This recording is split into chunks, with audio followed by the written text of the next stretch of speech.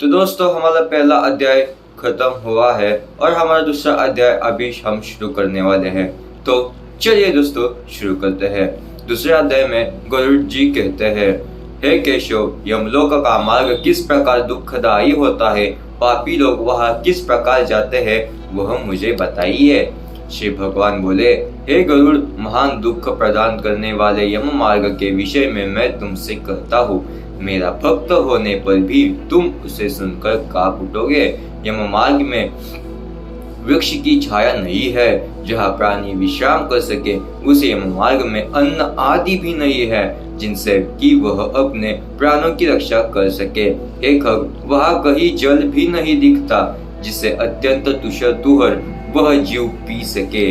वहाँ प्रलय काली भांति 12 सूर्य तपते रहते हैं। उस मार्ग में जाता हुआ पापी कभी बर्फीली हवा से पीड़ित होता है तथा कभी कांटे चुभते हैं और कभी महाविषधर सर्पों के द्वारा डांसा जाता है। वह पापी कहीं सिंहों, व्याघ्रों और भयंकर कुत्तों द्वारा खाया जाता है, कहीं बिच्छुओं द्वारा डांसा जाता है और कहीं उसे आग से जलाया जाता है। तब कहीं अति भयंकर महान असिपत्रवन नामक नरक में वह पहुंचता है, जो 2000 योजन विस्तरावलक कहा गया है। वह वन कोवा, उल्लुओं, वटों, पक्षी वेशों, गंधों, सर्गों तथा डासों से व्याप्त है। उसमें चारों ओर दावाग्नि व्याप्त है। 80 पुत्र के पत्तों से वह जीव उस वन में छिन्न भिन्न हो जाता है। कहीं अंधे कुएं में गिरता है, कहीं विकट पर्वत से गिरता है, कहीं छुरे की छालधार पर चलता है तो कहीं किलों के ऊपर चलता है। कहीं घने अंधकारों में गिरता है, कहीं उग्र भय उत्पन्न करने वाले जल में गिरता है, कहीं झोंकों से भरे हुए कीचड़ में गिरता है तो कहीं जलते हुए कीचड़ में गिरता है। कहीं तपी हुई बालुका से व्याप्त और कहीं धड़कते हुए साम्राज्यमय मार्ग, कहीं अंगार की राशि और कहीं अत्याधिक धुएं से भरे हुए मार्ग पर उसे चलना पड़ता है। कहीं अंगार की वृष्टि होती है, कहीं बिजली गिरने के साथ शिलावृष्टि होती है, कहीं रक्ता की, कहीं शस्त्र की और कहीं गर्म जल की वृष्टि होती है। कहीं खारे कीचड़ वृष्टि होती है।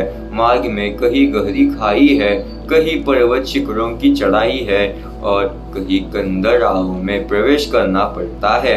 वहाँ मार्ग में कहीं घना अंधकार है तो कहीं दुख से चढ़ी जाने योग्य शिलाएं है, कहीं मवाद, रक्त तथा विष्ठा से भरे हुए तालाब है।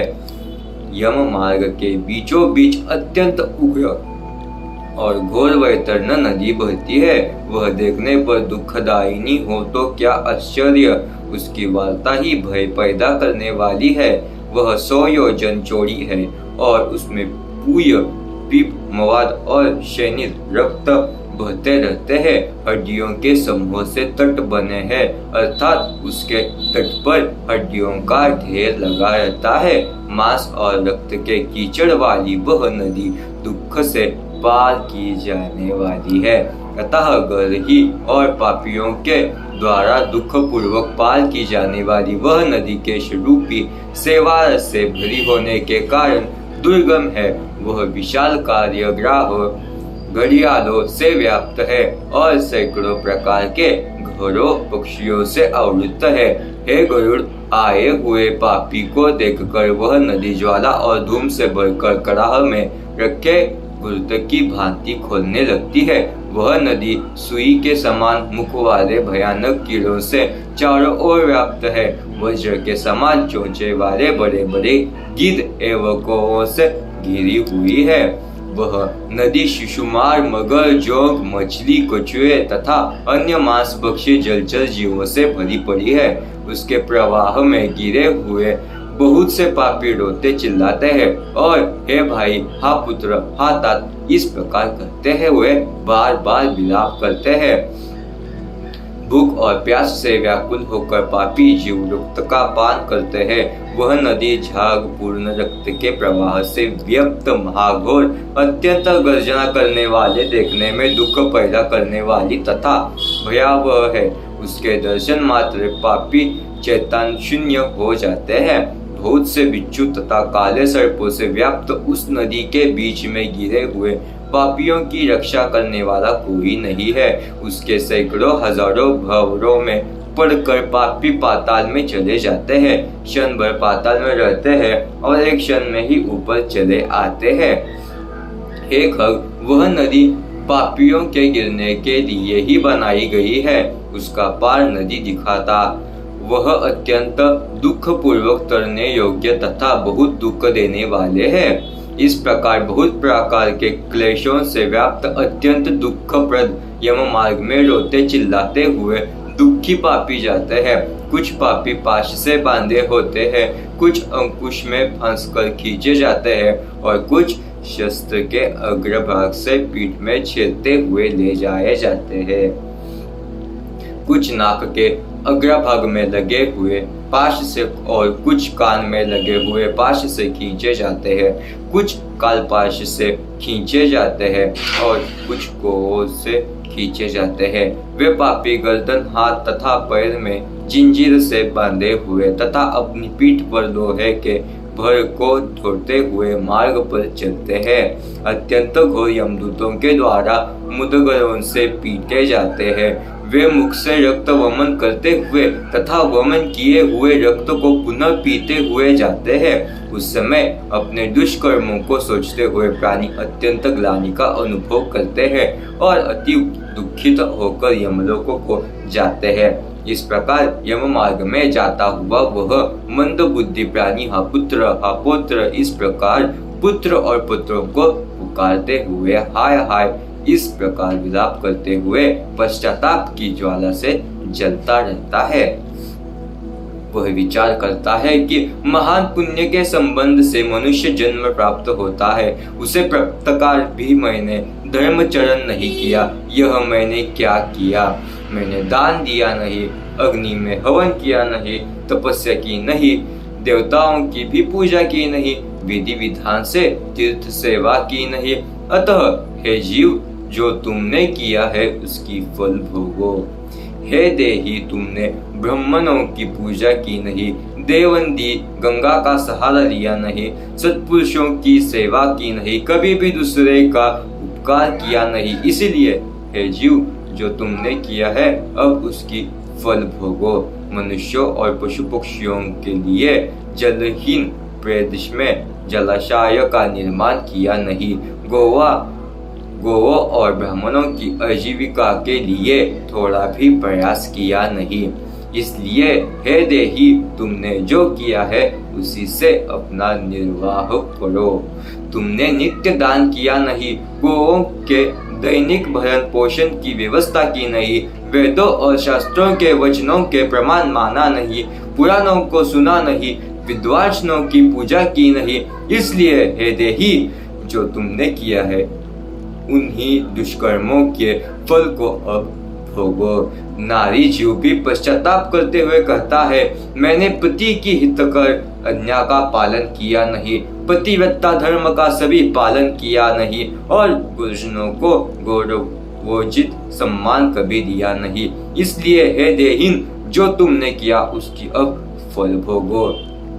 धर्म की बुद्धि से एकमात्र पति की सेवा की नहीं और पति की मृत्यु हो जाने पर वही प्रवेश करके उनका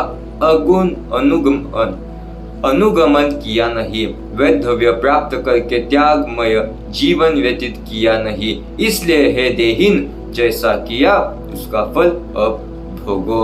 मास पर्यंत किए जाने वाले उपवासों से तथा चंद्रयान व्रतों आदि सुविस्तीर्ण नियमों के पालन से शारीरिक को सुखाया नहीं।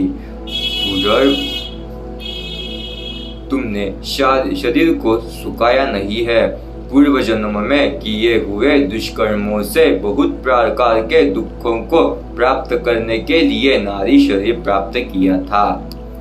इस तरह बहुत प्रकार से विलाप करके पूर्व देह का स्मरण करते हुए मेरा मानव जन्म शरीर कहाँ चला गया, इस प्रकार चिल्लाता हुआ वह यम मार्ग में चलता है। हे चाक्ष, इस प्रकार 17 दिन तक अकेले वायु वेग से चलते हुए 18वें दिन वह प्रेत सौम्यपुर में जाता है। उस रमणीय श्रेष्ठ सौम्यपुर में प्रेतों का महान गण रहता है। वहाँ पुष्पभद्रा नदी और अत्यंत प्रिय दिखने वाला वट वृक्ष है। उस पुर में यमदूतों के द्वारा उसे विश्राम कराया जाता है। वह दुखी होकर वह स्त्री पुत्रों के द्वारा प्राप्त सुखों का स्मरण करता है।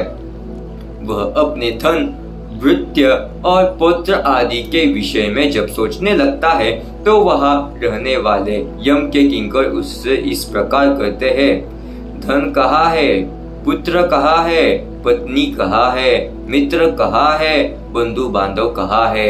हे मूढ़, जीव अपने कर्मोपार्जित फल को ही भोगता है, इसलिए सुदीर्घ काल तक इस यम मार्ग पर चलो। हे परलोक के राही, तू यह जानता है कि राहगीरों को बल और संबल पाथेय ही होता है, जिसके लिए तूने प्रयास तो किया नहीं। तू यह भी जानता था कि तुम्हें निश्चित ही उस मार्ग पर चलना है और उस रास्ते पर कोई भी लेन देन हो नहीं सकता। यह मार्ग तो बालकों को भी विदित रहता है। हे मनुष्य, क्या तुमने इसे सुना नहीं था? क्या तुमने ब्राह्मणों के मुख से पुराणों के वचन सुने नहीं थे? इस प्रकार कहकर मुद्गरों से पीटा जाता हुआ वह जीव गिरते पड़ते गिरते हुए बलपूर्वक पाशों से खींचा जाता है। यह स्नेह अथवा कृपा के कारण पुत्र पौत्र द्वारा दिए हुए मासिक पिंडों को खाता है। उसके बाद वह जीव सौरीपुर को प्रस्थान करता है। उस सौरीपुर में काल के रूप को धारण करने वाला जंगम नामक राजा रहता है। उसे देखकर वह जीव भयभीत होकर विश्राम करना चाहता है। उस पुर में गया हुआ वह जीव अपने स्वजनों को द्वारा दिए हुए त्रैपाक्षिक अन्न जल को खाकर उस पुर को पार करता है। उसके बाद शीघ्रता पूर्वक वह प्रेत नगेंद्र भवन की ओर जाता है और वह भयंकर वनों के देखकर दुखी होकर रोता है। दैराहित दूतों के द्वारा खींचे जाने पर वह बार बार रोता है और 2 मास के अंत में वह दुखी होकर वहां जाता है। बंधुओं द्वारा दिए गए पिंड जल वस्त्र का उपभोग करके यम किंकरों के द्वारा पाश से बार बार खींचकर पुनः आगे ले जाया जाता है। 3 मास में वह गंधर्व नगर को प्राप्त होता है और वह त्रैमासिक पिंड खाकर आगे चलता है। 4थे मास में वह शैलागमपुर में पहुंचता है और वहां प्रेत के ऊपर बहुत अधिक पत्थरों की वर्षा होती है। वह 4थे मास की पिंड को खाकर वह कुछ सुखी होता है। उसके बाद 5वें महीने में वह प्रेत क्रौंचपुर पहुंचता है। क्रौंचपुर में स्थित वह प्रेत वहां बांधवों द्वारा हाथ से दिए गए 5वें मासिक पिंड को खाकर आगे क्रूरपुर की ओर चलता है।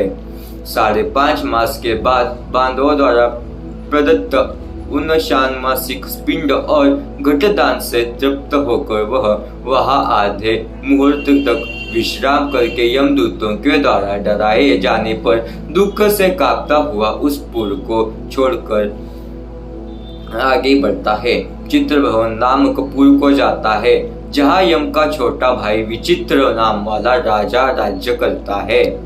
उस विशाल शरीर वाले राजा को देखकर जब वह जीव डर से भागता है, तब सामने आकर कैवर धीवर उससे यह कहते हैं, हम इस महावैतरणी नदी को पार करने वालों के लिए नाव लेकर आए हैं। यदि तुम्हारा इस प्रकार का पुण्य हो तो इसमें बैठ सकते हो। तत्वदर्शी मुनियों ने दान को ही वितरण देना या बांटना कहा है। यह वैतरणी नदी वितरण के द्वारा ही पार की जा सकती है, इसीलिए इसको वैतरणी कहा जाता है। यदि तुमने वैतरणी गौ का दान किया हो तो नौका तुम्हारे पास आएगी, अन्यथा नहीं। उनके ऐसे वचन सुनकर प्रेत हा देव ऐसा करता है। उस प्रेत को देखकर वह नदी खोलने लगती है और उसे देखकर प्रेत अत्यंत क्रंदत विलाप करने लगता है। जिसने अपने जीवन में कभी दान दिया नहीं है, ऐसा पापात्मा उसी वैतरणी में डूबता है। तब आकाश मार्ग से चलने वाले दूत उसके मुख में कांटा लगाकर बंसी से मछली की भांति उसे खींचते हुए पार ले जाते हैं। वहाँ शासनमासिक पिंड खाकर वह अत्यधिक भूख से पीड़ित होकर विलाप करता हुआ आगे के रास्ते पर चलता है। 7वें मास में वह ब्रह्मपदपुर को जाता है और वह अपने पुत्रों द्वारा दिए हुए सप्तम मासिक पिंड को खाता है। हे पक्षीराज, गरुड़ उस पुर को पार करके वह दुखद नामक पुर को जाता है। आकाश मार्ग से जाता हुआ वह महान दुख प्राप्त करता है। वह 8वें मास में दिए हुए पिंड को खाकर आगे बढ़ता है और 9वां मास पूर्ण होने पर नाना क्रंदपुर को प्राप्त होता है। वह क्रंदन करते हुए उनके भयावह क्रंदन गणों को देखकर स्वयं शून्य हृदय वाला वह जीव दुखी होकर आक्रंदन करने लगता है। उस पुर को छोड़कर वह यमदूतों के द्वारा भयभीत किया जाता हुआ 10वें महीने में अत्यंत कठिनाई से सुतपतभावन नामक नगर में पहुंचता है। वह पुत्र जिसे पिंडदान और जलांजलि प्राप्त करके भी सुखी नहीं होता। 11वां मास पूरा होने पर वह रौद्रपुर को जाता है और पुत्र आदि के द्वारा दिए हुए 1 मासिक पिंड को वहां खाता है। 11.5 मास बीतने पर वह जीव पयोवर्षण नामक नगर में पहुंचता है। वह प्रेतों को दुख देने वाले मेघ घनघोर वर्षा करते हैं। वहां पर दुखी वह प्रेत उन बंधुश्राद्ध के पिंड को खाता है। शीत से दुखी तथा शुद्धित वह जीव इस आशा से 10 दिशाओं में देखता है कि शायद कहीं कोई हमारा बांधव हो जो मेरे दुखों को दूर कर सके। तब यम के दूत कहते हैं, तुम्हारा ऐसा पुण्य कहा है। फिर वार्षिक पिंड को खाकर वह धैर्य धारण करता है। उसके बाद वर्ष के अंत में यमपुर के निकट पहुंचने पर वह प्रेत बहुभीतिपुर में जाकर हाथ भर माप के अपने शरीर को छोड़ देता है। हे पक्षी, पुनः कर्म भोग के लिए अंगुष्ठ मात्र वायु स्वरूप यातना देहिक प्राप्त करके वह यमदूतों के साथ जाता है। हे कश्यपात्मा, जिन्होंने अवधर्व देहिक मरणकालिक दान नहीं दिया है, वे यमदूतों के द्वारा दृढ़ बंधनों से बांधे हुए अत्यंत कष्ट से यमपुर को जाते हैं। हे आकाशगमी धर्मराजपुर में 4 द्वार है, जिनमें से दक्षिण द्वार के मार्ग का तुमसे वर्णन कर दिया। इस महान भयंकर मार्ग में भूख प्यास और श्रम से दुखी जीव जिस प्रकार जाते हैं वह सब मैंने बतला दिया। अब और क्या सुनना चाहते हो? तो दोस्तों, इसी तरह से हमारा दूसरा अध्याय भी समाप्त हुआ। अगला अध्याय हम अपने अगले वीडियो में देखेंगे। तब तक के लिए मिलते हैं अगली वीडियो में। और दोस्तों, ऐसी वीडियोस हमारे धर्म के बारे में जानकारी जानने के लिए और पुराणों को सुनने के लिए अभी चैनल को सब्सक्राइब कीजिए और सबको शेयर करना ना भूलिए। तो दोस्तों, मिलते हैं अगली वीडियो में।